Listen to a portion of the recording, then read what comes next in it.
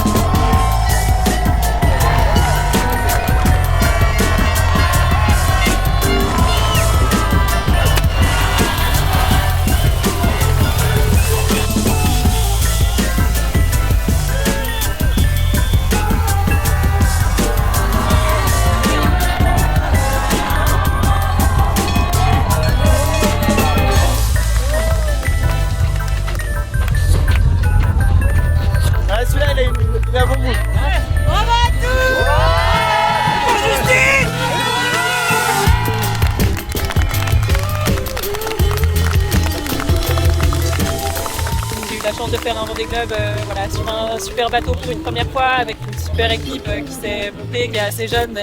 Il y a une super ambiance et puis avec des partenaires aussi, Teamwork, partenaires historiques qui sont vraiment un sponsor. Voilà, c'est Valérie Régorès, c'est des amis, c'est des proches. Quand on s'envoie des messages, il y a des petits cœurs, des petits smileys partout. Et je pense que c'est pas le cas de tous les coureurs. Et puis aussi avec Teamwork, avec Team Snap qui est un sponsor historique de la voile. Donc voilà, je crois que vous ne pouvez pas vraiment rêver mieux pour un premier Vendée.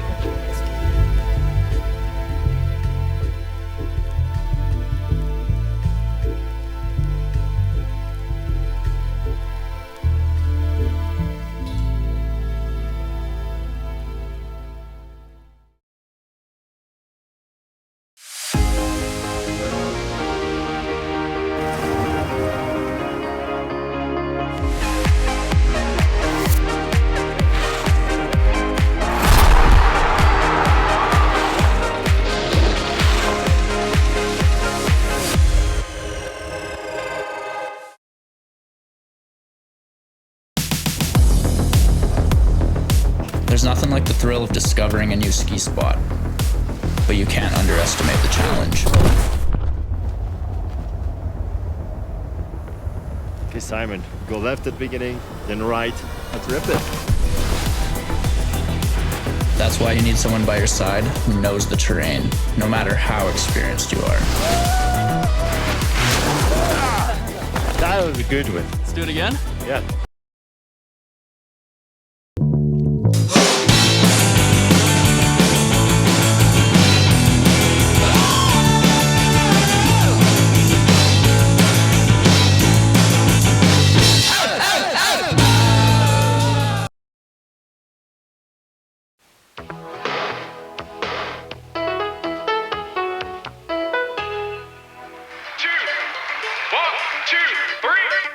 Direction l'Himalaya maintenant, où 12 élèves des 3 centres de ski-études de Savoie se sont rendus il y a quelques semaines après une préparation intense. Ils ont gravi le Mérapic à 6451 mètres avant de redescendre à ski. Les heureux élus ont été choisis par les autres élèves au terme d'un vote, selon différents critères, leur niveau de ski bien sûr, mais aussi leurs résultats scolaires et leur comportement en classe. Du coup, nous on n'y était pas. On n'y était pas, mais ça nous a allumé quelque chose.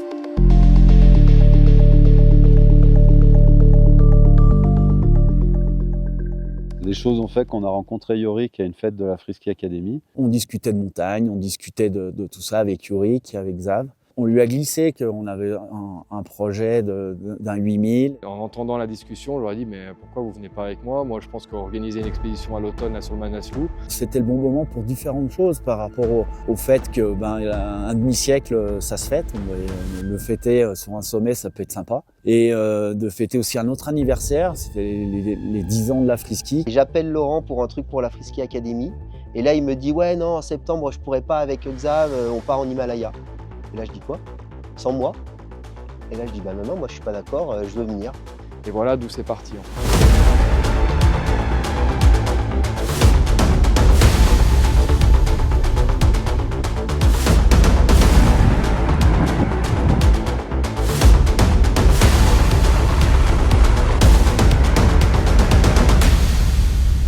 Je pensais pas qu'ils arrivent à le faire aussi vite. Ils ont dégainé et ça se fait quoi. Par exemple, sur mes futures expéditions, on se prépare 1 à 2 ans à l'avance. Là, la spécialité de cette expédition, c'est que ça s'est monté en quelques mois et qu'on a réussi à partir alors que c'était complètement inespéré, je pense. Pour préparer une expédition comme celle-ci, il y a beaucoup de choses à faire. Et la première chose, évidemment, c'est de rassembler le matériel. Donc Yorick nous a fourni une liste de matériel et on a fait un peu comme les écoliers qui font leur rentrée en septembre. On a pris la liste et puis ça on a. On a couru pendant 4 mois pour rassembler toutes les pièces qu'il fallait, aussi bien administratives que matérielles. Et ça a été la course jusqu'à la fin, jusqu'au moment où on a pris l'avion à Paris. Ils ont été hyper bons dans la préparation. Il ne faut rien laisser au hasard. Rien. C'est comme dans la compète de très très haut niveau, rien au hasard.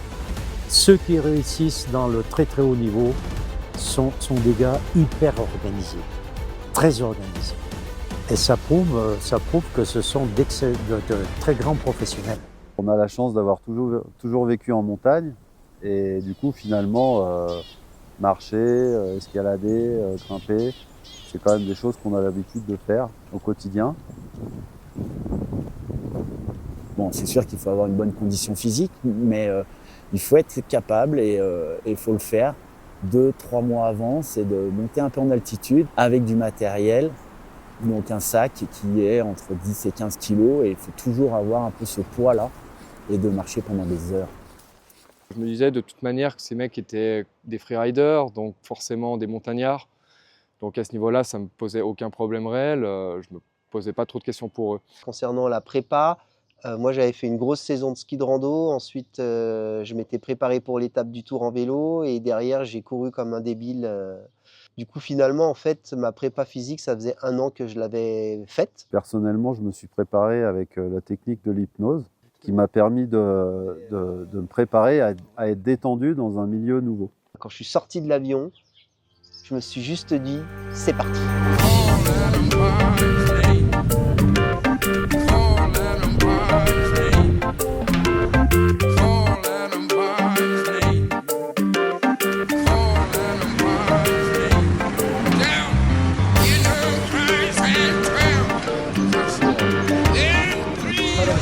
C'est bon Yorick, on a tout? On a tout. On a les skis en tout cas, ça c'est déjà une bonne nouvelle. Ah, on a déjà les skis. Magnifique. Ready?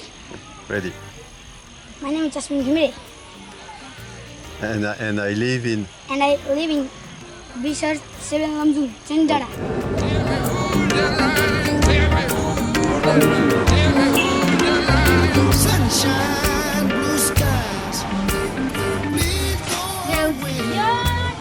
Tu cherches des chaussures d'alpiniste? Un mélange d'excitation et en même temps de sérénité parce qu'on sait qu'il y a encore beaucoup de choses qui nous séparent du sommet.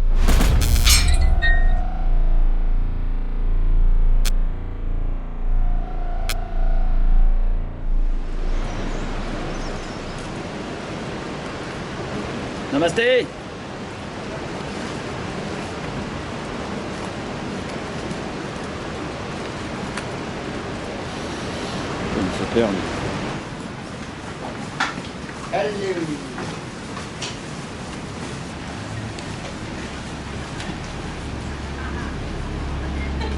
Il y a beaucoup d'heures de marche avant d'arriver au camp de base. On doit y aller à pied, c'est un trek qui dure à peu près 8 jours.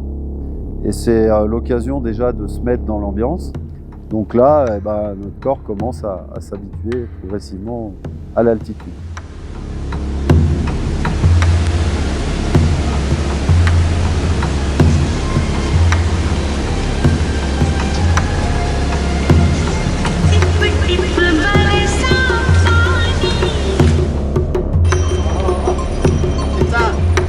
On a vu, c'est les gamins de la Friski, ça, non? Ouais, c'est les tout petits.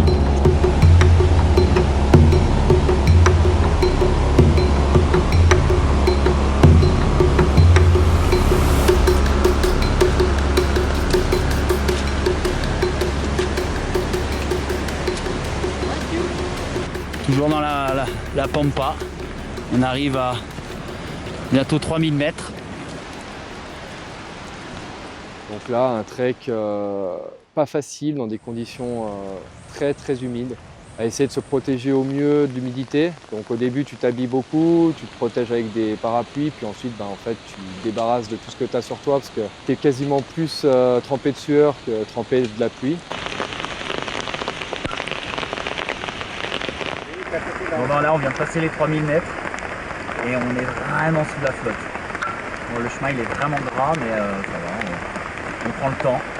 On regarde un petit peu sous le parapluie où on va.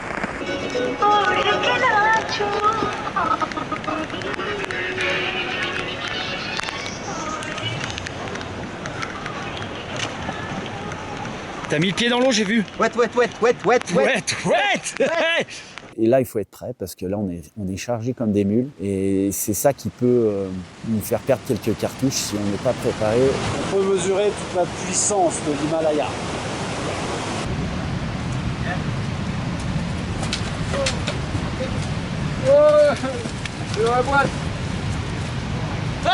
C'est le dépaysement total, on sent qu'il y a une énergie, les arbres sont assez grands, la nature est un peu luxuriante. À 3400 mètres d'altitude, à 3005 même, il y a encore des arbres un peu partout, des grosses rivières. Et petit à petit, là, on a moins de végétation. Et on commence à voir les sommets apparaître avec des gros glaciers. C'est magnifique. Voilà, on va arriver au bled là.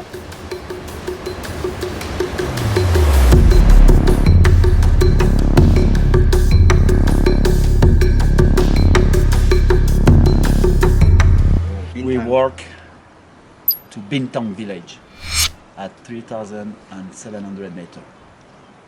Yes. How do you think about the French group?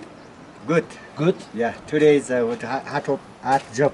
Yeah. Raining on the way. Yeah, a lot of rain. Yes, like, yeah. No, not so good work.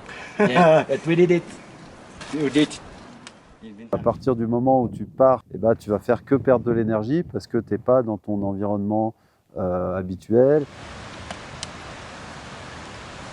My name is Pasang Sherpa. We are going to Manasolu, ski team France.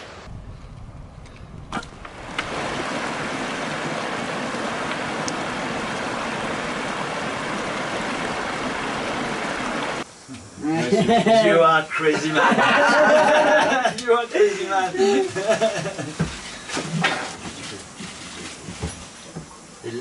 His mom is Tibetan. Tibetan. Yeah, from Tibetan. Okay. It's like a Gorkha. It's like, you know, Gorkha army. Yeah. Like this. Ok. J'ai juste peur d'avoir mal au bide après, non? Non, parce que c'est fermenté, du coup ça va, mais... Ouais. Voilà. 4350 mètres. Sherpa. Taille des poutres au rabot. On a eu pas mal de chance parce que il s'est mis à faire beau quand il a fallu passer de l'arc-et-passe. On s'est retrouvé on va dire, en moyenne altitude là-bas, donc au-dessus de 4000 mètres jusqu'à 5000, dans des conditions relativement sèches et avec assez peu de neige sur le trek. Et cette première incursion au-dessus de 5000 mètres nous a déjà secoué un peu le ciboulot. After l'arc-et-passe. After l'arc-et-passe. Autant, ouais. Not about it, right? T'as un moche tang. Yeah, J'ai l'impression d'être bourré. Tu bimes tang. Les jambes, elles sont pas bancales, elles sont pas... Pasmina. Pasmina there. Pasmina? Yeah. After look at Pasmina. L'Arquepas, 5100 mètres, c'est énorme.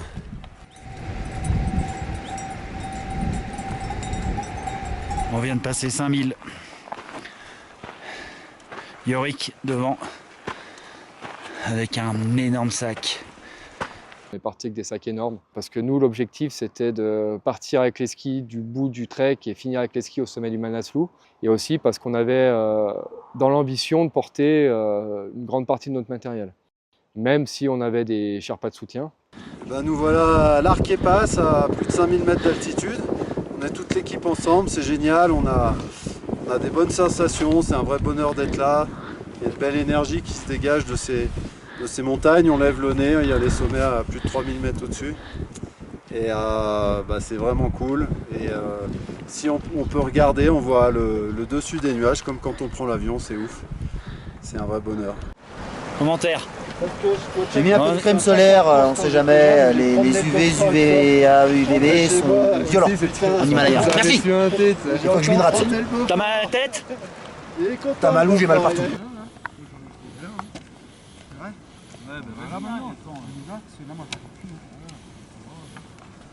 Puis ensuite, comme tout le monde se sentait relativement bien, on est monté très vite au camp de base. La deuxième phase, c'est l'ascension au camp de base, qui est donc au Manaslu, qui est 5100, 1005, 1006 de dénivelé pour arriver au camp de base.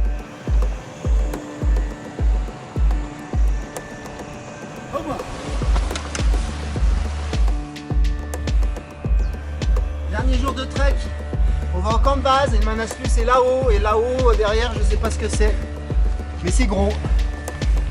Et on avance, on avance, on avance, on avance.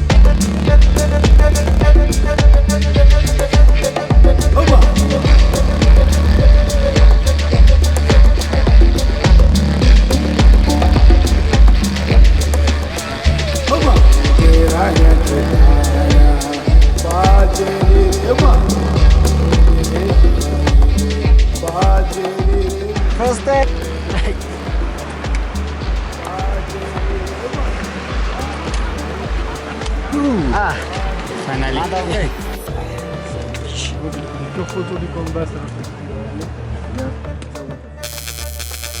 On peut être étonné du confort du camp de base. C'est comparable à un refuge, dans le sens où c'est tout confort. C'est important d'avoir aussi, de pouvoir se reposer comme il faut. Alors voilà, c'est une chambre privée avec vue sur les montagnes. Et je vais vous montrer un peu comment ça se passe là-dedans. Là on a le matos d'alpinisme, appareil photo, caméra, les lunettes indispensables. Sans les lunettes, tu restes chez toi. Voilà, des gants, un masque, la tenue d'altitude, les chaussons qui vont dans les chaussures. Un petit peu à manger, du Beaufort, de la charcute, lyophilisé, 2-3 barres, voilà. Hop, la voile de parapente, bien sûr. Et on va faire entrer tout ça là-dedans, dans ce petit sac, et on n'oubliera pas évidemment une petite doudoune et une petite Gore-Tex. Voilà, donc là on entre dans les cuisines avec le chef cuistot.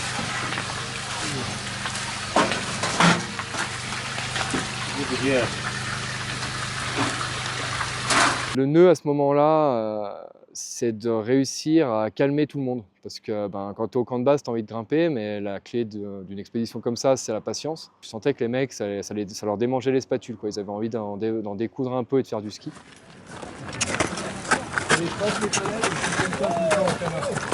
Contrairement à nous qui sont grâce à l'escalier en diagonale.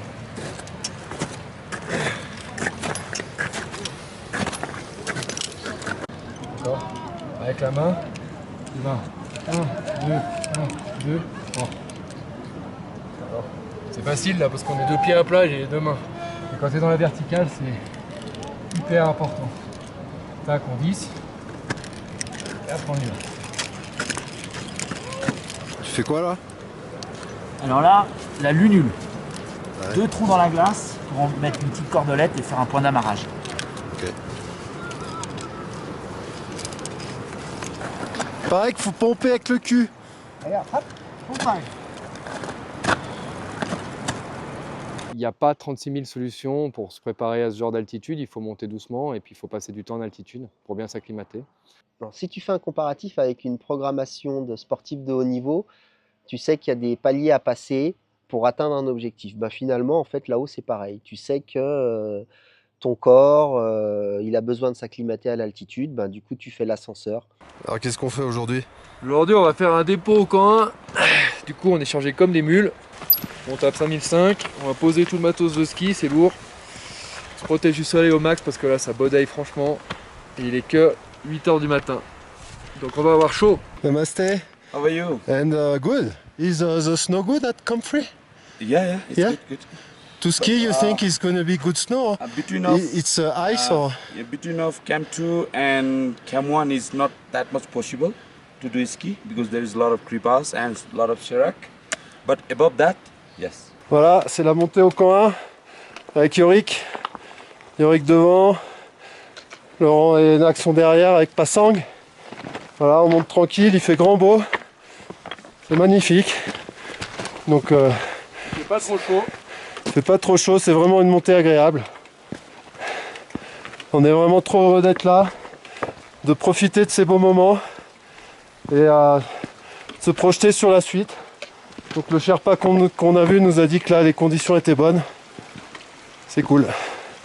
Allô. Tu vois la vitesse à laquelle je monte, c'est la même vitesse à laquelle j'allais pour aller à l'école quand j'étais gosse. Sauf que là je suis motivé.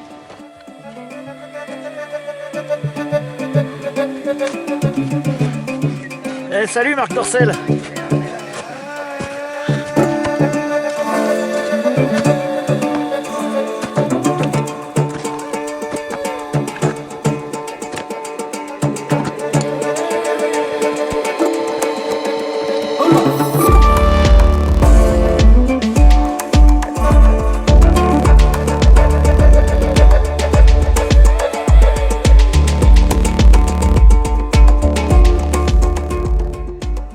On vient juste d'arriver au camp 1 avancé, 5800 mètres.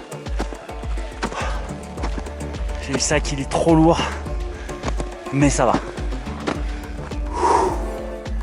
Pas trop mal à la tête, je respire pas trop mal. Il y a mon Xav qui arrive derrière. Comment tu vas? Nous voilà au camp 1 pour une dépose de matos, une petite séance d'acclimatation. C'est vraiment cool d'être là. Je ressens des sensations du bout de mes orteils au bout de mes cheveux. J'ai envie de verser une petite larme, je suis heureux. C'est là-haut. C'est là-haut que ça va grimper.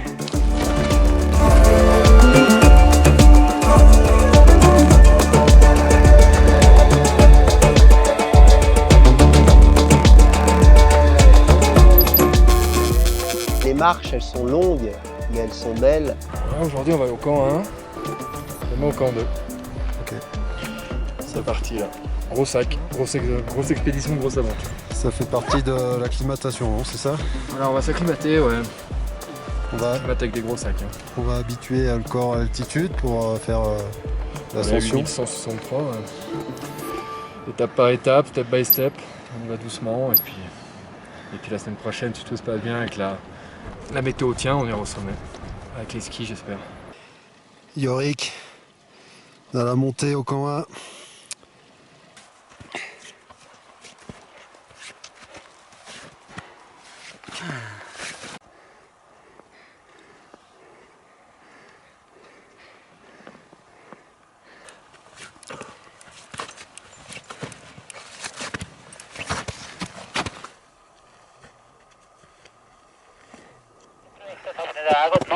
Voilà, dans les méandres des crevasses, une situation assez particulière. J'ai les bronches qui brûlent. Tachida est rentré à Katmandou, un des Sherpas, sous les mêmes symptômes. J'espère que ça va aller. Putain de sa race.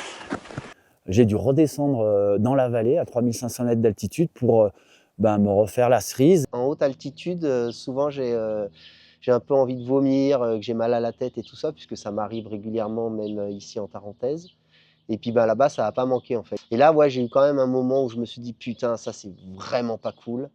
Et le mal de tête m'a quand même duré quasiment 8 jours. J'ai carrément dû faire demi-tour et je suis redescendu. Et après, j'ai dormi 2 jours et 1 nuit, tellement j'étais cuit et mal de tête. Et je me suis réveillé et bam, plus de mal de tête, tout allait bien, j'étais guéri. Il faut savoir quand même que personne n'est égal devant l'acclimatation. Un petit monsieur bedonnant qui fume des clopes va peut-être mieux résister à la très haute altitude qu'un trailer ou un triathlète. Et salut, du coup on est au camp 1 5008. On est arrivé il y a un quart d'heure avec Xavier. Là au-dessus on voit la voie qui amène au camp 2, là à travers le Sérac. Donc c'est vrai que quand on compare à ce qui se passe dans les Alpes, ici normalement on n'y passe jamais, mais là il n'y a pas le choix, c'est là que c'est le moins dangereux. Il fait pas trop froid, on est bien monté, on a mis 3 heures. Il fait pas trop chaud non plus, ce qui est plutôt agréable avec la couverture nuageuse. Et puis là maintenant on va se faire un monstre thé, et puis on va attendre les 2 loustiques là, qui arrivent derrière nous. Tranquille le chien. Cuisine.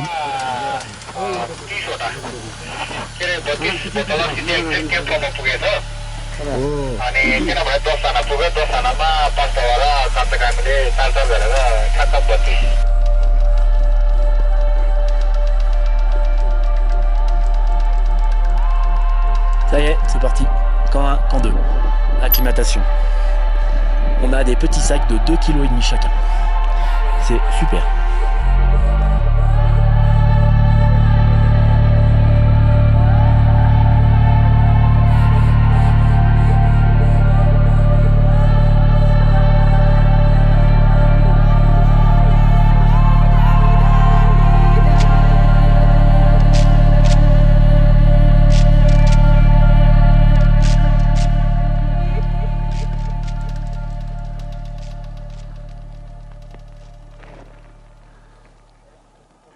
Ça a été la montée? Ouais, c'était trop cool, c'était trop beau. T'es content? Je suis content. Je serai content demain quand on ira faire du ski. T'es à quelle altitude là toi dans ta tête? Dans ma tête ça tape à 7008, mais on est que à 6004. Ouais, c'est ça. Hein. Ouais. Dans ma tête c'est pas cool. It's a very hard working job in the mountains. Yeah. Walk all the way up here and cook and feed everyone. Voilà. Noodle soup à 6004. Le grand luxe. Dans la tente. Le dalbat. Avec le coucher de soleil. Ah, il a fini sa gamelle, Pépère. Ouais. Il est bien? Ça va? Service, Pashmina. C'est pas mal, c'est pas mal, c'est pas mal. Vous livrez comme ça même à 6400 mètres d'altitude. Putain, monsieur Yorini, vous m'impressionnez. Vous êtes quand même meilleur hôtelier que skieur. Passe comme ça dans les tentes, on essaye de mettre tout le matériel à l'intérieur du duvet parce que le matin il y a un peu de givre. Donc là j'ai laissé mes coques, je vais les mettre au soleil. Les 6 h du matin, on est au camp 2 et c'est le lever du soleil. Voilà, c'est magnifique.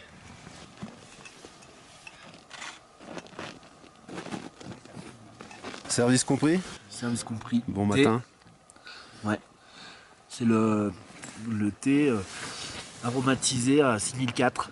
Là, deux journées au camp 2 pour s'acclimater, à plus de 6005. Et on était acclimatés. Finalement, j'ai bien aimé ce côté je monte, je redescends, je monte, je redescends. Et là, avec ces 2 allers-retours, tout le monde était prêt pour aller au sommet. Yorick a appelé son contact météo en France, qui lui a dit bah, les gars, partez demain, ils annoncent anticyclone jusqu'à jeudi. Eric Bonnem m'a envoyé un message en me disant bon ben là je crois que vous avez un créneau. C'est génial parce que le mec qui gère la météo, il te dit que tu as un anticyclone de 4 jours. Je pense que c'est rare. Tu sais que c'est pas peut-être on y va, peut-être on n'y va pas, ça se trouve, ça va le faire. Du coup, cette sérénité hyper importante. Et du coup, bah, c'est se reposer, préparation du matos, d'être prêt tranquille, vérifier qu'on a tout. On a réussi à faire une puja. La puja, c'est la célébration pour demander aux divinités de nous laisser grimper.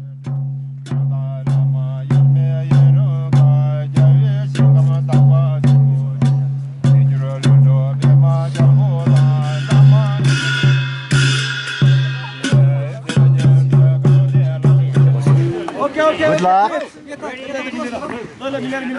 On y va de toute façon.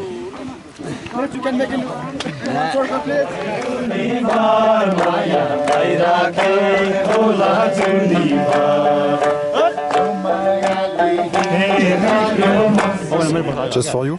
Not for me, it's for puja, lama, lama and monastery. Tout le monde était prêt pour aller au sommet. Le timing, il était vraiment parfait. Et on est parti, donc camp de base, camp 2 d'une traite.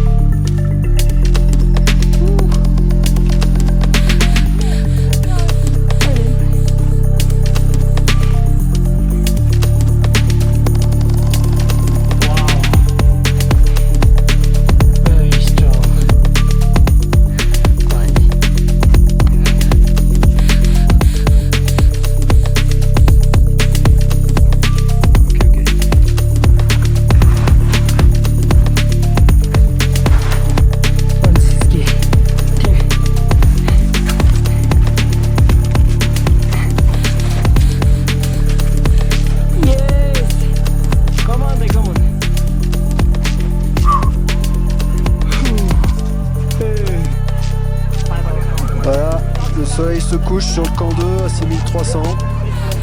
Les Sherpas discutent, voilà, de choses et d'autres que je ne comprends pas.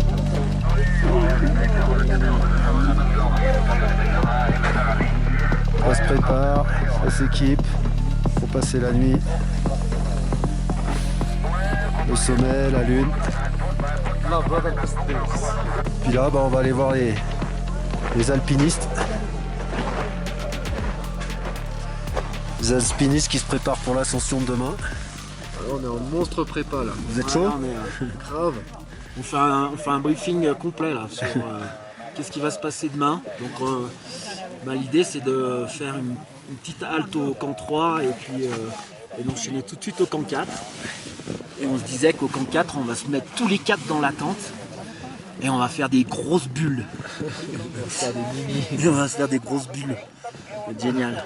Les camps, c'est assez simple. Plus tu montes, moins tu as à manger. Là, camp 2, nuit plutôt pas mal. On avait bien dormi parce qu'on était bien acclimatés. Tu ne prends pas sous mon meilleur profil. C'était le but.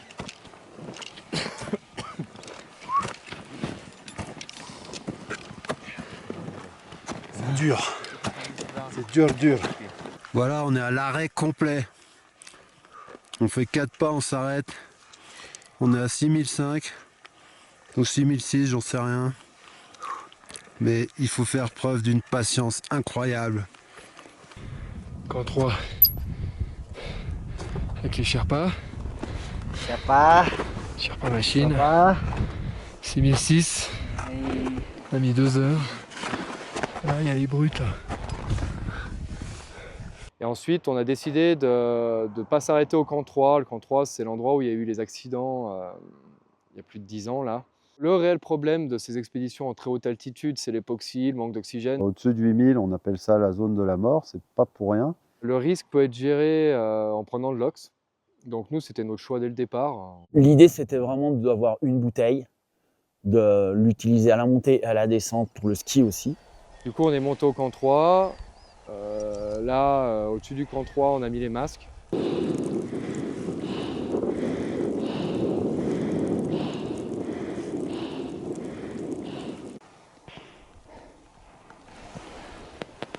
Puis ensuite, on est monté au camp 4 à 7005 dans une tempête de neige. Ça a été assez compliqué pour accéder au camp 4 dans la tempête. C'est assez long, tu es sous des séracs, c'est beau, mais en même temps, tu passes dans le niveau altitude où tu n'as jamais été, tu sais que tu es exposé. Du coup, un peu moins de sérénité. Là, tu te dis, bon, je serais content d'arriver.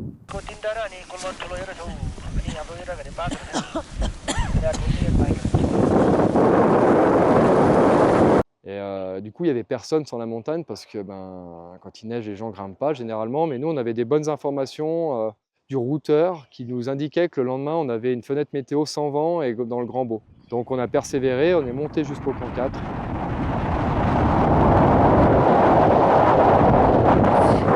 This is Master Camp 4. It's a climb.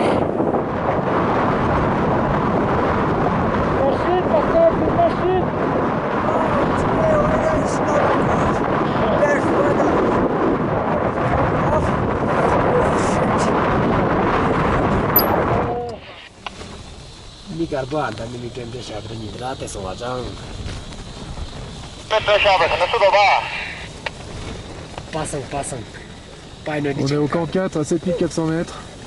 Il vient d'arriver, Xav un peu avant moi. Xav il est en pleine sieste sur récupératrice. Et puis voilà. On a bien chié. Hein. C'est bien hardcore. Camp 2, camp 4. Grosse journée. De la neige, du froid, de la neige, du froid, du chaud. On savait plus comment s'habiller. Moi je suis trempé. Ça va être abominable. Puis ensuite, s'en est suivi une nuit très courte, mais généralement à ces altitudes-là, on ne dort pas, on se repose. Donc on s'est tous alignés les uns contre les autres, couverts avec 2 duvets qu'on avait montés. C'était assez lunaire de dormir à 7004 de 21h à minuit, 2-3 heures de dodo, enfin je ne sais même pas si moi j'ai dormi. Et là, la stratégie en fait, c'est de rien enlever du tout. Et moi, j'ai enlevé mon baudrier. C'est du temps de repos. Tu arrives, tu rentres dans la tente, tu manges, tu dors. La seule chose qui est appréciable, c'est que tu es avec ton pote dans la tente et puis et tu te fous de sa gueule parce qu'il ne ressemble plus à rien et tellement il est cuit. Voilà. Il est minuit. On se prépare.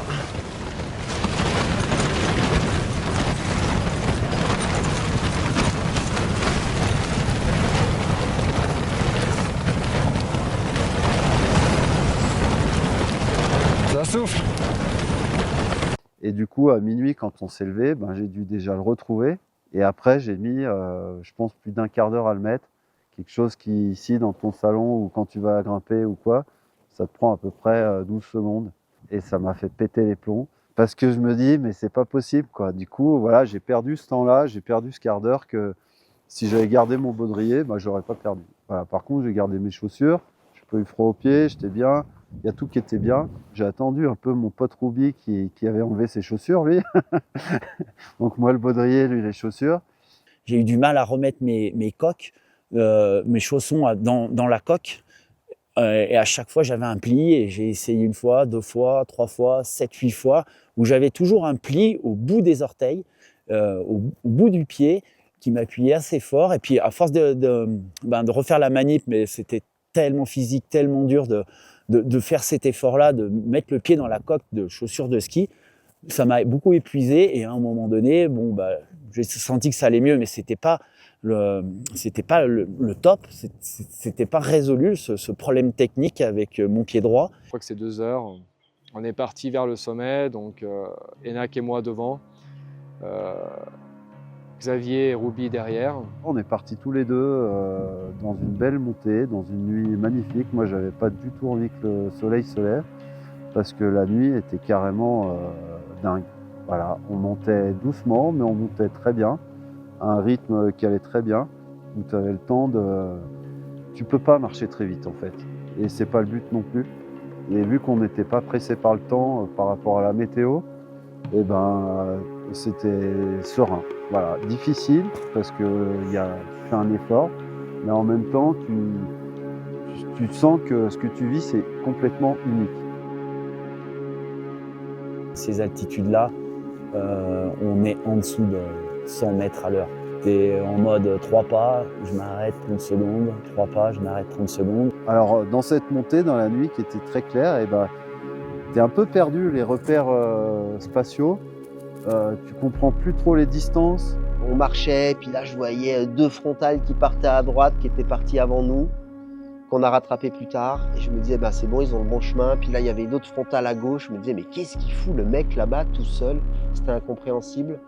Et il fait nuit, en fait, quand il fait nuit, tu marches et puis Là, pour le coup, tu es un robot. Et en fait, quand le soleil s'est pointé, bah, je me suis rendu compte que c'était pas une frontale, ce mec-là à gauche. Qu'en fait, c'était une étoile. Et là, j'ai vraiment eu la sensation de me dire, en fait, c'est vrai, quoi. Là-haut, tu es vraiment proche des étoiles. Ça a été un moment assez incroyable.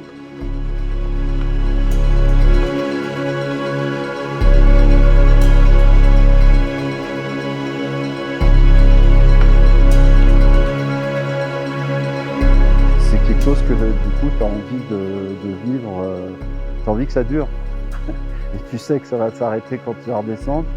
Donc à la limite, si on montait doucement, moi ça m'allait très bien, je me disais tiens ça va durer plus longtemps, c'est cool. 1 heure avant la percée du soleil, on a baigné dans des lumières mais complètement folles. Les montagnes en dessous, c'est que des pics de partout. C'est complètement dingue. Et les levées de soleil, tu vois toutes les faces est qui s'éclairent. Une espèce d'atmosphère complètement limpide et magique. C'est quelque chose que t'as envie de vivre. Juste tu le vis, t'es là, waouh. Et tu sais qu'on n'était pas trop pressé. Donc on savait que ça allait marcher. À ce moment-là, le soleil se lève et tout, on savait que ça allait marcher. On n'avait même pas de doute.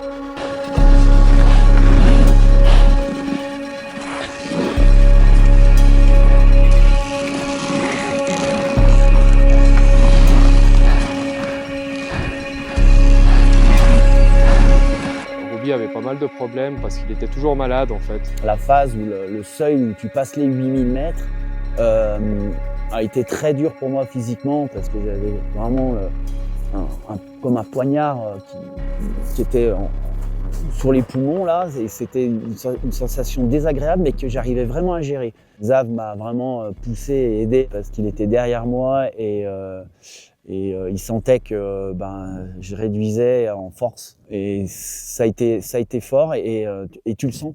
Que si tu fais ça tout seul, il y a de grandes chances que tu fasses demi-tour. Je savais qu'il allait aller en haut et on était bien tous les deux. On a fait tellement de trucs, on était bien. Des fois, c'est lui qui m'a aidé ou qui m'a tiré. Mais il a persévéré, puis on les a attendus sous le sommet. On les voyait, on les a vus pratiquement arriver au sommet et on était juste derrière, sauf qu'on était 150 mètres en dessous, en dénivelé. À vol d'oiseau, c'est rien, à vue d'œil aussi, mais c'était quand même plusieurs minutes de marche. Du coup, on s'est rejoint à une antécime où Yorick et Enak nous attendaient. Quand on s'est retrouvés à l'antécime, tous les 4, bon, déjà ça a été la joie et la bonne humeur, mais totale. Et le dernier effort pour aller faire même pas les 40 minutes de marche d'approche pour aller vraiment sur le sommet, là on était vraiment tous les 4 ultra euphoriques, trop contents c'était vraiment des super sensations que j'oublierai jamais. Vraiment ce partage de fou là. Et c'est vrai que quand tu es au sommet, que tu te regardes tous les 4, t'as quand même pas besoin de te parler. Ouais, c'est ouf. Et c'est vrai que là-haut, j'ai quand même pris mon pied. C'est assez spécial, c'est difficile à expliquer, mais il y a beaucoup d'émotions qui sortent sans rien dire. Il y a des regards. De se regarder, d'être là, d'être entre potes, tu sais que tu es en train de vivre quelque chose d'incroyable. Et c'est difficile à décrire. Super moment, vraiment, sommet sans vent, pas froid, enfin, des conditions, je pense, assez rares. Il y a un moment où tu t'assois, tu glandes un peu et puis je sais pas, t'as un truc qui t'envahit et tu te dis bah vas-y, voilà quoi.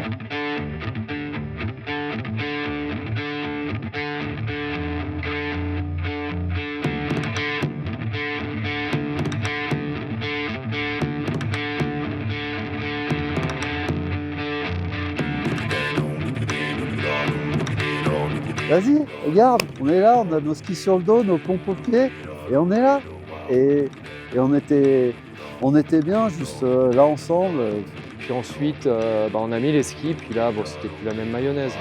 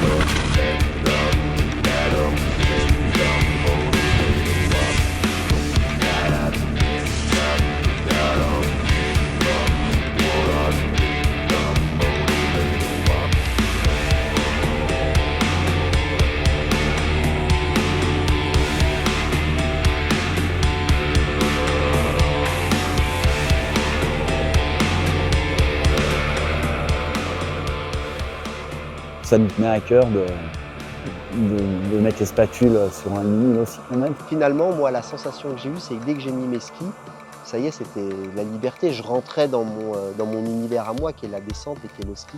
On a juste profité de ces virages uniques et c'était grand, beau, une belle étendue, de la neige de montagne, pas très facile à skier, mais en même temps, on pouvait aller où on voulait. C'était magique. Je crois qu'on est descendu doucement pour profiter. Moi, j'ai juste souvenir, j'ai fait des grandes traversées et en fait, je chantais bebop, et je chantais ça pendant 3 heures. Un ski unique et tu te dis, ça, je sais pas si je le referai un jour. Et puis ce qui est bien, c'est qu'on avait repéré à la montée des passages à la descente et c'est pas très raide en général. Pour notre niveau de ski, c'était quand même vraiment relativement facile à skier. C'est un moustique au milieu de la pente. C'est rien, quoi. Du coup, faut quand même en être conscient. Il y a des zones où c'est no fall zone, donc on n'a pas le droit de tomber. Faire un tête-pied dans de la neige croûtée aux Arcs ou faire un tête-pied dans de la neige croûtée à 8000, c'est quand même pas la même histoire. Se casser un doigt, se casser un poignet, ça veut dire s'exposer potentiellement à ne plus pouvoir utiliser le matériel. C'est s'exposer à mourir là-haut. Avec le matériel de rando qu'on avait et les gabarits qui skiaient dessus, moi je me suis dit, je ne suis pas sûr que les chaussures elles résistent à la poussée de genoux de Xavier Troubat, quoi. C'est un vrai plaisir, c'est clair. Il y a une vraie notion de plaisir parce que je trouve que le ski, c'est d'arriver à maîtriser, se dire là, je suis en maîtrise et je me fais des beaux virages. Pour nous qui sommes des skieurs, il y a toujours une notion de plaisir. Du moment qu'on a les lattes aux pieds, on s'exprime. Du sommet jusqu'à 7004, la neige est dégueulasse. Hein. Mais en fait, moi, je m'en foutais. 4 virages, et puis tu mets 2-3 minutes à récupérer, tu refais 4 virages, 2-3 minutes à récupérer. Puis on voulait quand même aussi faire un peu de la moyenne courbe, pas de la grande courbe, mais de la moyenne courbe, pas du virage sauté. Donc on essayait de trouver un peu des zones qui étaient faciles à skier. Puis ensuite, on a démonté le camp en 4. Et là, il a fallu trouver un passage pour ne pas descendre dans la ligne de montée.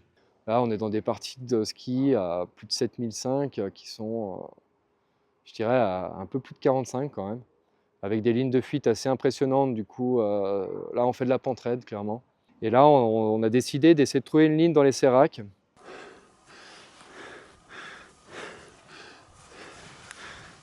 L'autoroute du ski.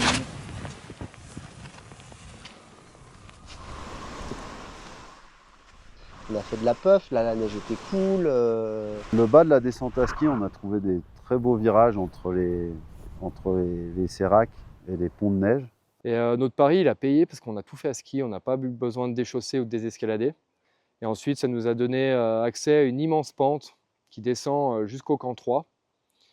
On a décidé de passer dans une zone hyper crevassée, mais qui nous permettait d'éviter d'enlever les skis. On est arrivé au camp 2. Là, Enak et moi, on a décidé de descendre assez rapidement parce qu'il faisait très chaud. Rouby et Xaf sont restés un moment au camp 2, tous les deux. Arrivé au camp 2, là, il va falloir que j'enlève la chaussure de ski, que je regarde mon pied. Et la surprise, c'est que les 3 orteils qui étaient écrasés par la coque, ils étaient tout blancs. Et en quelques heures, sont devenus plus ou moins noirs en extrémité, dont un, le 3e, où il a nécrosé et j'ai dû subir une intervention chirurgicale quelques semaines après le retour en France. Voilà, moi je suis dans l'ambulance à Katmandou pour aller faire des soins pour mes orteils. Voilà, je suis accompagné de 2 belles infirmières. And this is the fucking pilot. Et voilà, on est dans l'ambulance, on est taquet. Partir au Manaslu avec ces 3 types que j'avais en poster dans ma piole quand j'étais gamin, c'est quand même assez incroyable. Avoir franchi, être allé voir ce qu'était le ski aussi à 8000, la seule certitude que ça me donne, c'est qu'en fait, le ski, c'est ma vie. Et avec du recul, on comprend que ce qui s'est passé, c'est assez unique.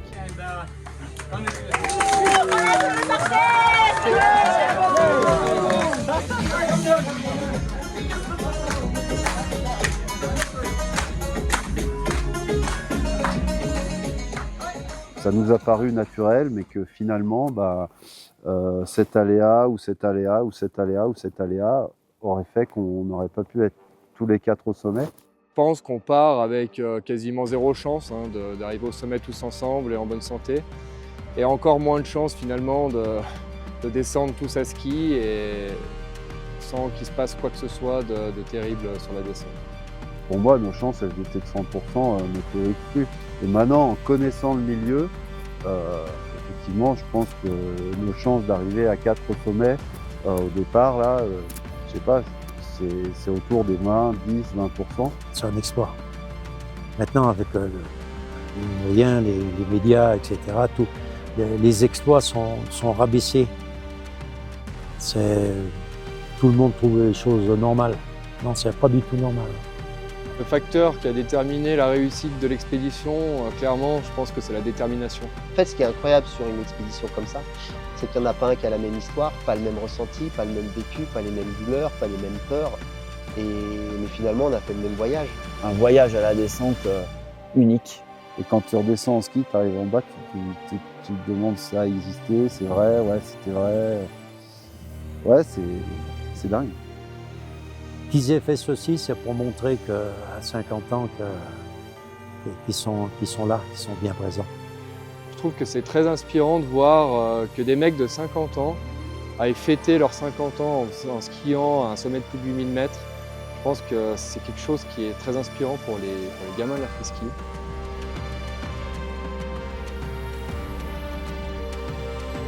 Salut les artistes, et bravo à vous pour l'ascension, ça régale.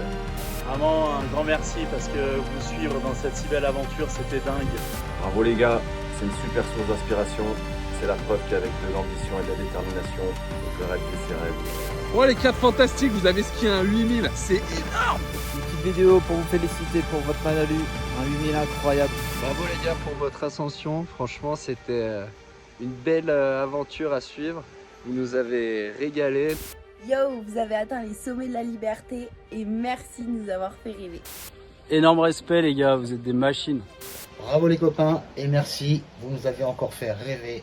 Le sport va chercher la peur pour la dominer, la fatigue pour en triompher et la difficulté pour la vaincre.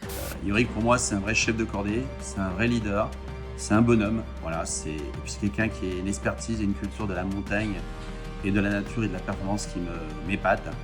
Et en plus, c'est une bonne personne. Total Fit et Ultimate Fit sont très heureux d'avoir participé à cette magnifique aventure amicale.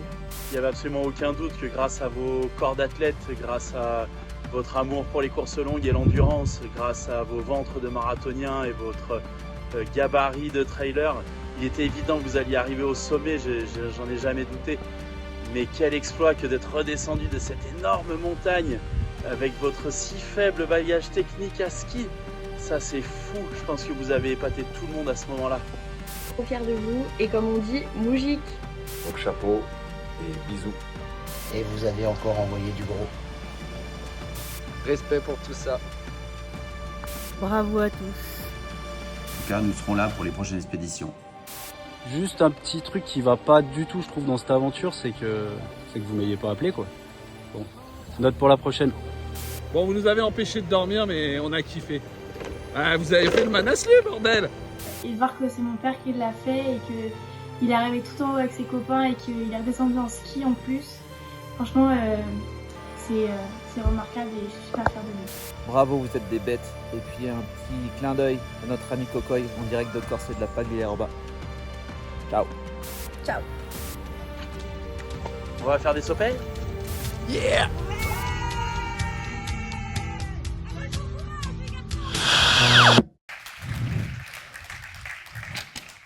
Après tous ces efforts, mets-toi dans la lumière à nouveau. Ah, ça va, je vais arriver à tenir debout. Oui, mais pas moi, parce que je suis un peu plus senior que toi. Bah oui, après 50 ans, on est senior. Voilà. Combien de temps pour descendre? Alors, c'est une bonne question, c'est assez rapide finalement. Il semble. Là, ça nous a pris, pour aller du sommet jusqu'au camp 2, ça nous a pris environ un peu plus d'1 heure, 1 heure et demie. On a fait une petite pause au camp 4, parce qu'on a dû récupérer du matériel. Et ensuite, au camp 2, on s'est posé un peu avec Laurent, on a fait la sieste et tout, et ensuite on est redescendu en fin de journée sur le camp de base. Et effectivement, plus on monte, moins on a d'affaires. Donc pour aller du camp 4 jusqu'au sommet, on n'avait rien sur nous, on avait juste les skis sur le sac et un peu d'eau dans les poches. Et après, quand on redescend, il faut qu'on récupère nos affaires. Donc on a récupéré des affaires au camp 4, puis au camp 2. Donc du camp 2 au camp de base, tu finis avec un sac très lourd. Vous saviez à quoi vous attendre? Est-ce que vous saviez que ce sommet était skiable, que cette montagne a été pour vous? Voilà, oui. Au départ, on voulait aller à l'Everest et on a rencontré Yorick qui nous a dit moi je vais en septembre au Manaslu, c'est un sommet qui se skie très bien, il y a beaucoup moins de monde et venez avec moi.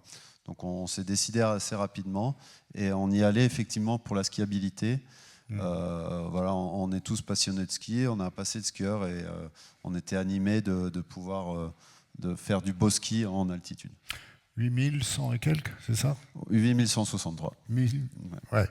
Et c'est rigolo parce que quand tu dis, Xavier, qu'il y avait très peu de monde, effectivement qu'il y avait moins de monde que sur l'Everest et d'autres sommets, c'est vrai qu'on voit qu'il y a les infrastructures, camp de base, de l'accueil, pour recevoir autant de monde que sur les autres sommets. C'était peut-être pas la même saison ou la bonne pour les alpinistes purs? Si.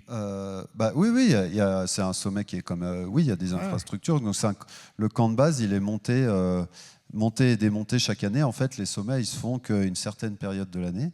Et le Manaslu, il se fait en septembre. Et par exemple, l'Everest en mai. Donc on a l'impression qu'il y a du monde parce que tout le monde est concentré au même endroit, finalement. Et à une même période. Si on va faire les sommets ici des alentours, on peut les faire un petit peu quand on veut. Là-bas, c'est une seule période. Et puis, il faut réserver. Faut réserver. Bon, après, il y a quand même de la place, mais c'est pas... Allez-y, si vous avez des questions, n'oubliez pas, il est là pour vous, exprès pour vous. Il y a même ses livres. Donc après, je vous le redis parce que c'est important si vous voulez garder une trace dans votre tête de ce que vous avez vécu et eu dans les yeux et dans les oreilles. Il y a le bouquin aussi de l'aventure de Xavier, parce que l'aventure, elle a commencé effectivement dans les années 90. Oui, c'est vrai que le fait d'être au ski-études et qu'il y ait une sélection, évidemment, tout le monde ne pouvait pas y aller. Ça nous a quelque part mis quelque chose dans la tête. Et je crois que c'est ce message qu'il faut laisser aux jeunes de nos ski clubs, de nos vallées, de leur dire que y a beaucoup de choses à faire et qu'il ne faut pas se donner de limites. Et qu'à un moment, nous, ça nous a fait rêver. Moi, je me rappelle vraiment quand ils étaient revenus, il n'y avait pas toute les réseaux sociaux, etc. Donc on avait eu des nouvelles à leur retour avec des photos, des récits. Et ça nous paraissait quelque chose d'extraordinaire. Et ça l'est, effectivement. Et c'était engagé d'emmener une classe de ski-études dans les années 90, des jeunes sur un pic à 6000. Et aujourd'hui, oui, ça nous a mis clairement une graine dans la tête. Plus de souffrance que de plaisir ou l'inverse? Ah, beaucoup plus de plaisir. Non, il n'y a pas de souffrance, c'est dur. C'est très dur, mais ce qui est dur, c'est qu'on manque d'oxygène, donc on met du temps à monter. Et pour vous qui connaissez certainement la montagne, on est à 100 mètres de dénivelé par heure sur la fin. Et si vous essayez de faire ça là, par ici, vous prenez une pente de 100 mètres, essayez de mettre de 100 mètres de dénivelé, essayez de mettre 1 heure à le faire, vous allez dire c'est impossible, c'est beaucoup trop lent. Et pourtant, là-haut, on ne peut pas aller plus vite. Il faut le temps a une autre importance. Il faut être patient et il faut accepter que si on peut monter, c'est parce qu'il y a les bonnes conditions.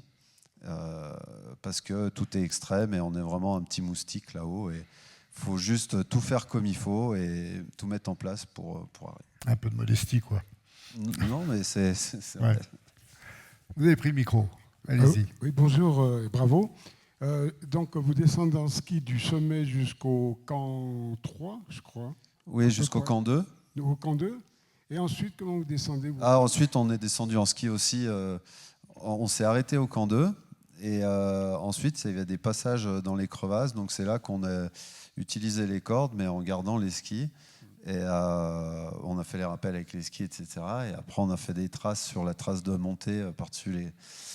Enfin, en passant un peu par-dessus les crevasses, etc. Et c'est vrai qu'il y en a pas mal au camp de base. Ils nous ont dit, je ne savais pas du tout qu'on pouvait skier dans des endroits pareils. Et après, donc, pour descendre jusqu'en bas?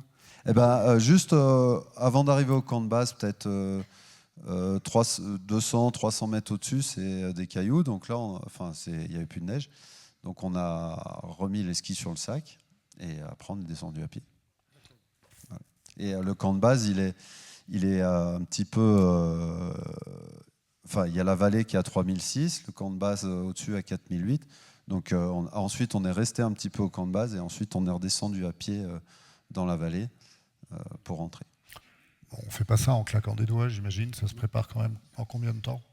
Alors nous, on l'a préparé assez vite. On s'est décidé au mois de mi-mai. Et ensuite, on est parti en septembre. Il y en a qui le préparent plus longtemps. Mais en même temps, ce qu'il faut juste, c'est être en forme. Rassembler le matériel, c'est quand même, ça prend du temps aussi. Parce que sans ce matériel de haute altitude, c'est vrai que je ne l'ai pas pris là, mais le froid est intense. Nous, on a eu des conditions clémentes. Il n'y avait pas beaucoup de vent. Mais le froid est intense et du coup, si on n'a pas le matériel adéquat, c'est quand même vraiment facile de finir gelé. Et après, il y a une préparation mentale. Je pense que c'est comme dans la vie. Faut être préparé à ce qui va se passer. Être sûr de soi et détendu. Vu que le sujet, c'est qu'il manque d'oxygène, quand on fait quelque chose de nouveau, souvent on consomme plus. Par exemple, si vous faites de la plongée sous-marine, la première fois que vous en faites, vous sifflez la bouteille d'un coup et votre coach, il va avoir consommé un tiers de sa bouteille ou un quart. Parce que c'est nouveau, on est là, c'est nouveau. Et là, ça a beau être de la montagne, c'est un univers nouveau, l'hypoxie, le manque d'oxygène. Et moi, je m'étais préparé avec la technique de l'hypnose. J'avais visualisé via l'hypnose comment ça allait être. Et du coup, le fait de monter, c'était la première fois physiquement, mais dans ma tête, c'était déjà la deuxième ou la troisième fois. Et ça m'a permis de consommer moins d'oxygène et donc d'être plus à l'aise. En hypnose, voilà. c'est-à-dire que tu allais en montagne, tu t'es installé? Non, avec un hypnothérapeute. D'accord. Voilà. Et Quelques séances? Je n'allais pas du tout en montagne. Je m'asseyais t'installais sur un pas fauteuil. Non, mais je trouve que c'est un exemple, mais dans ce qu'on fait, je pense que c'est quelque chose qui peut vraiment aider. Alors, il y a l'hypnose, mais il y a d'autres choses, de visualiser et du coup d'être prêt pour une compétition de ski alpin, si on passe la flèche, si on va faire d'autres sports ou d'autres, je sais pas, du théâtre, n'importe quoi. Mais si on s'est préparé à ça, on a un temps d'avance. Merci. Très bien. Passe à ton voisin. Bonsoir. Est-ce que le matériel que vous aviez, les skis, les bâtons, les chaussures, c'était votre matériel habituel ou vous aviez vraiment pris des choses spécifiques? Non, alors on a pris les choses les plus légères possibles et skiables aussi. Donc là, c'est les chaussures Salomon MTN. Et ensuite des skis MTN aussi, 86 au patin. Donc il y a des skis plus fins et plus légers. On avait quand même chacun choisi des skis skiables, donc un peu plus lourds, mais en même temps où on pouvait se faire plaisir à skier. Et c'est du matériel que j'utilise encore ici, ouais, effectivement. Et juste une question, pardon. Vas-y. Non, maintenant que vous aviez fait ce sommet-là, est-ce qu'après avoir réussi à faire ça, vous les 4 potes là, est-ce que vous n'aviez pas eu envie de faire mieux, plus haut, je sais pas. Ouais, c'est ça. En fait, on se prépare pendant plusieurs mois. Et quand on est parti d'ici, on a mis 26 jours à monter. Ouais, ou 20 jours, 19 jours. Voilà, on est parti du 6 au 26. Et pendant tous ces jours, on n'a fait que ça. On a fait essayer d'aller au sommet. Et on ne savait pas si on allait y arriver. Parce que météo... et on peut tomber malade, etc. Il y a quand même plein de trucs qui peuvent faire qu'on n'y arrive pas. Et on y arrive, on met quelques heures à descendre, et là, c'est vrai qu'il se passe un espèce de vide. Tout ce temps, et on est descendu, on se dit, ouais, merde, on est en bas, là. Et c'est vrai, et tout de suite, on se dit, on a envie de remonter. Et après, on est quand même épuisé, donc après, le temps passe, le temps de rentrer. Quand on rentre ici, on plane quand même encore pendant une petite année, on est un peu comme ça. Et on s'est aperçu que c'était une belle chance d'avoir fait ça ensemble. Et en fait, il y a tellement de risques objectifs, de grosses avalanches, de grosses séracs, de tempêtes, on perd la lucidité, c'est quand même facile. Moi, mon questionnement, c'était de me demander, est-ce que si on doit tous les 4 décider de redescendre parce qu'il y en a un qui a cassé sa fixation, qui s'est fait mal, etc., est-ce qu'on sera capable de le faire? Et franchement, quand on regarde les films, les alpinistes qui prennent la mauvaise décision parce qu'ils ne sont pas lucides, ils continuent à monter, ils ne reviennent pas. Ça arrive quand même, c'est fréquent. Quand on est assis là, on se dit ils sont complètement cons. Et quand tu es là-haut, tu le comprends. Vraiment, tu le comprends. Et c'est vraiment possible de faire ça. On a rencontré un prof de sport qui montait et il avait balancé ses gants.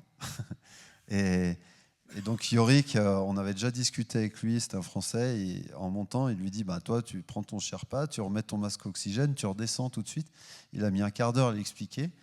Et le gars, il dit non, je vais y arriver et tout. Et on l'a revu à Katmandou, il lui avait coupé 3 doigts. Mais quelqu'un de sensé, quelqu'un de. Et en fait, ça, c'est un vrai sujet. Voilà. Et après, pour le matériel, sur les chaussures de ski, on a mis des surbottes en néoprène. On a fait faire des chaussons spéciaux aussi qui séchaient plus vite et qui ne prenaient pas l'humidité, et on avait des chaussettes chauffantes. Ceux qui font des plis au bout des orteils, là? Ouais, alors, ouais, non mais c'est... Oui.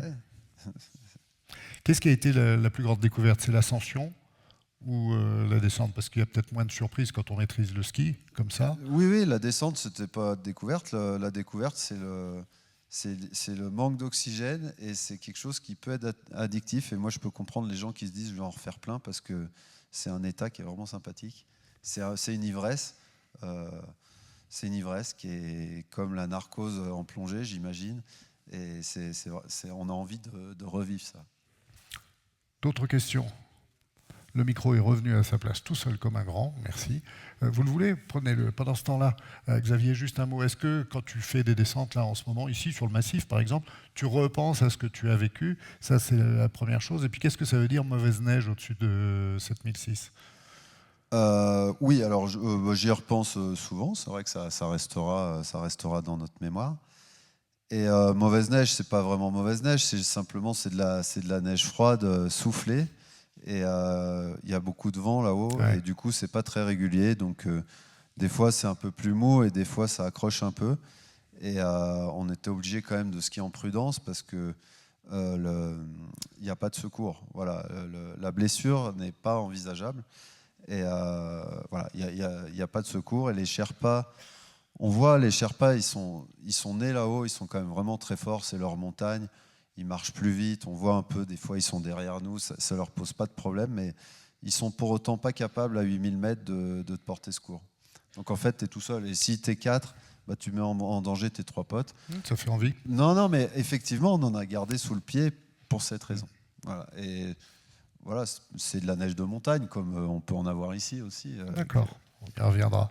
Votre question? Bonjour, je voudrais savoir si vous avez fait toute la montée à pied ou si quelquefois vous avez mis les pots sur les skis. Et à quelle altitude vous avez pris l'oxygène pour monter là? Alors oui, on a fait toute la montée à pied. On avait pris les pots, mais vu la configuration, on les a laissés au camp de base. Yorick a dit on fait tout à pied, c'est plus facile. Et on a pris l'oxygène à 6800 mètres au camp 3. Voilà. Et c'est vrai que c'est aussi ce travail des Sherpas. Nous, on a porté nos affaires et les Sherpas ont mis en place les tentes. Donc, on a porté les duvets, la bouffe, etc. Et les Sherpas ont mis en place les tentes et ont apporté les bouteilles d'oxygène à 6800. Je pense qu'on aurait pu monter jusqu'au camp 400, j'imagine, mais je ne suis pas sûr. Mais eux, ça leur permettait de nous donner les bouteilles et comme ça, c'est nous qui les montions. Parce que ça pèse quand même 8 kilos. Moi, je pensais que c'était plus petit, franchement, mais c'est à peu près 75% d'une bouteille de plongée, et c'est quand même lourd. Et voilà, Mais ça fait une autonomie de combien la bouteille? Alors ça dépend, tu peux régler le débit. Donc si tu mets fort débit, bah, ça t'aide vraiment plus à monter, mais ça dure pas longtemps. Et nous, on avait un débit minimum pour justement éviter les gelures. Et l'autonomie était de plus de 10 heures. En fait, on est monté, on a dormi avec. Et je pense que, enfin, on n'a pas vraiment dormi, mais on était au camp 4 avec. On est arrivé à 16 heures, on est reparti à minuit.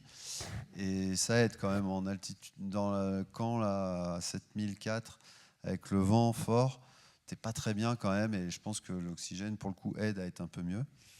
Et du coup, on a changé de bouteille à ce moment-là pour faire l'aller-retour. Mais l'autonomie, avec le faible débit, là, je pense que c'est à peu près 8-10 heures, facile. Et quitter le camp à pied, en pleine nuit, à minuit, c'est une histoire de timing Ouais, pour essayer avec le soleil. Essayer d'être au lever du soleil au sommet. Et voilà, c'est Yorick qui avait décidé le timing. C'est un peu la sécurité aussi en montagne de tenir un timing et d'être à l'heure. Et puis là, bah, pour le coup, c'est vrai que c'était beau. Et qu'il faisait beau, si vous avez l'habitude de marcher en montagne, moi j'aime bien ces heures où il fait nuit, on ne voit pas le temps passer, on est ailleurs. C'est magnifique. Une question ? Est-ce que c'était juste un rêve réalisé, style un peu, pas un défi, mais quand même un challenge, et puis de se dire on n'abandonne pas le rêve qu'on a eu, ou est-ce qu'il y a aussi un peu une démonstration comme quoi ce type de ski, de sport, ça peut se pratiquer partout, dans presque toutes les conditions, en faisant bien sûr attention, mais que c'est une vraie discipline? Oui, après le ski de montagne, c'est une vraie discipline, mais oui, nous, on avait envie de repousser un petit peu, d'aller voir, d'aller skier un petit peu ailleurs. Parce que d'autres pratiquent aussi ce ski, mais pas de cette même façon-là non plus, et sur des sommets himalayens aussi. Il n'y en a pas beaucoup qui skient là. Non, pas énormément. Avant nous, je crois qu'il y avait 4-5 personnes. Et après, là, il y a eu un bel exploit du ski depuis le sommet de l'Everest. C'est sur YouTube, ça vaut le coup de regarder, si vous êtes curieux. Oui, on a vu ça. C'était en 2023. Est-ce qu'il y a déjà d'autres projets dans la tête? Alors, pour toi, Xavier, et puis pour l'Académie, pour ceux qui prennent la suite, qui sont autour de toi? Alors oui, du coup, je suis allé avec mon fils cet été, Hugo, qui lui s'est qualifié sur le Freeride World Tour. Pour les connaisseurs, c'est le niveau de Coupe du Monde du freeride. Et on est allé cet été au Pic Lénine, donc pareil dans le même mode, c'est à 7100 mètres au Kyrgyzstan. Et on a skié et volé en parapente. Et j'ai retrouvé cette hypoxie parce que là, pour le coup, c'était sans oxygène. Et c'était un beau partage et c'était une belle aventure aussi. Mais je ne sais pas s'il y en aura d'autres après. Le rêve, c'est que la discipline soit discipline olympique, puisqu'il y a du championnat du monde. Voilà, du coup, là, le freeride, c'est une discipline qui a beaucoup évolué depuis les années 2000 et qui aujourd'hui fait partie de la Fédération internationale de ski et qui potentiellement sera olympique en 2030. Et les jeunes commencent à quel âge? On peut commencer à 8 ans, ouais, 6 ans. Non, mais pas à faire du freeride. On fait un peu de tout. Et les compétitions de freeride, Nous, on préconise, Frisky Academy, de les commencer à 14 ans. Alors, je dis ça, Xavier, parce que, c'est un peu tôt. en grand connaisseur des seniors, j'ai repéré quelques profils de grands-parents. Et je me dis que, quelquefois, les petits-enfants qui vous retrouvent, vous accompagnent en montagne, peuvent vous demander d'aller sur ce genre de discipline. Et là, on se dit, quoi ? Qu'est-ce qu'il veut ? Est-ce possible ? Ouais, bah après, le freestyle aussi. Et après, il y a des structures dans toutes les stations pour ça, il n'y a pas de souci. Des questions à Xavier qui nous a fait la gentillesse d'être là. Bah, vous avez le micro, allez-y. Ouais, vous parliez d'une vol de parapente là juste maintenant. Dans le reportage, on la voit aussi, je crois. C'est quand vous montez au sommet, c'est pourquoi ? C'est en sécurité ou c'est... Non, c'est une bonne question. On avait prévu, moi j'avais prévu de voler, de redescendre en ski jusqu'au camp 2 et de voler jusqu'en bas. Et les conditions n'étaient pas réunies. Du coup, la voile, elle a uniquement servi d'oreiller. C'est quoi les conditions pas réunies ? C'est le vent. Ouais. Si on a le vent de dos, de côté ou de dos, en tout cas, s'il n'est pas de face, on ne peut pas décoller. Et c'était même dangereux de décoller. Et oui, du coup, maintenant, il y a des voiles qui font uniquement 2 kilos. Et donc, ça valait le coup de l'emmener. Mais bon, surcharge, hein, le poids, c'est vraiment le truc. Et c'était un pari. J'aurais pu aussi redescendre rapidement jusqu'en bas et ça n'a pas marché. Ouais, rester au camp 2 et ensuite on est monté, redescendu et au camp 2 je l'ai reprise pour la redescendre à pied. Parce que c'est un bon oreiller. C'était un bon oreiller, un oreiller à 2562 €. Ah quand même. Ouais. Un très bon oreiller. Alors, les amateurs de freeride, amateurs de questions aussi. Est-ce que vous êtes comblés ? Oui. Ah oui, l'opération. Oui. Alors du coup, il s'est fait soigner là-bas à Katmandou. Et ensuite, il est rentré en France. Il a fait des allers-retours dans des caissons hyperbares à Lyon. Et il a une partie de son orteil qui était morte. Et du coup, à Bourg-Saint-Maurice, le chirurgien a pris un sécateur et lui a coupé le bout. Alors, il a coupé juste la première phalange et aujourd'hui, ça ne le gêne pas du tout. Et il s'est remis, il n'a pas de problème, il skie, il n'a pas de problème avec le froid. Et il a toujours un sécateur sur lui. Non. Mais c'est vrai que, voilà, du coup, pour être dans des bonnes conditions avec de l'oxygène, il nous est quand même arrivé quelque chose. Donc, c'est un milieu extrême. Voilà. Ah ben, le dénommé Yorick, dit, à un moment, il y avait 0 chance pour que ça se passe sans problème. Pour être 4 en même temps au sommet, c'est ça le 0 chance. C'est qu'on évite tout seul. Plus on monte en altitude, finalement, plus on est seul. Et là, il n'y avait pas d'histoire de cordée parce qu'il n'y avait pas de crevasse ou quoi, on n'avait pas besoin d'être en cordée. Donc effectivement, plus on monte, plus on est seul quand il n'y a pas d'histoire de corde. Si vous n'avez pas d'autres questions, moi j'en avais une. C'est curieux par rapport à l'image que l'on voit quand on ne connaît pas, néophyte que je suis. On se dit, les crevasses, les passages en crevasse sans déchausser, sans enlever les skis, ça se passe comment ? Faut prendre un peu d'élan et faut surtout pas s'arrêter au milieu. Voilà, faut sauter carrément. C'est là qu'il faut s'être préparé. D'accord. Faut être sûr de soi. Faut pas qu'il y ait ton pote qui t'appelle, tu dis quoi et tu te retournes. Non, tu y vas. C'est pas j'y vais pas, je suis pas sûr. Faut que tu as décidé que tu y allais. Là, la voile, elle ne sert plus à rien. Voilà. Et du coup, à l'issue de cette aventure, j'ai écrit un petit livre, si pour certains ça intéresse, j'ai apporté pour la modique somme de 20 €. Ça peut faire un cadeau de Noël ou un souvenir, voilà, si vous voulez. Alors, est-ce que tu veux que j'aille chercher les livres pour dédicace ici ou est-ce qu'on se met sur la banque à l'entrée plus comme simplement ? tu veux, on peut se mettre ici, moi ça me va. Comme vous voulez. Eh bien, je vais les chercher. Allez. Merci à vous en tous les cas. Merci beaucoup. Alors, juste quand même, parce qu'on est théoriquement là pour passer quelques jours ensemble, et jusqu'à jeudi soir. Demain, il y aura un autre rêve réalisé, cette fois-ci par un marin, un skipper. J'oublie toujours son prénom, le Turquet, Tanguy le Turquet. Et puis, j'ai tellement de noms dont il faut que je me rappelle tous les jours. Et demain, entre 18h et 20h, comme aujourd'hui, vous savez, la série de petits documents, de petits de petits courts-métrages très courts, voire quelques-uns, avec les auteurs acteurs, etc., qui viennent répondre à vos questions.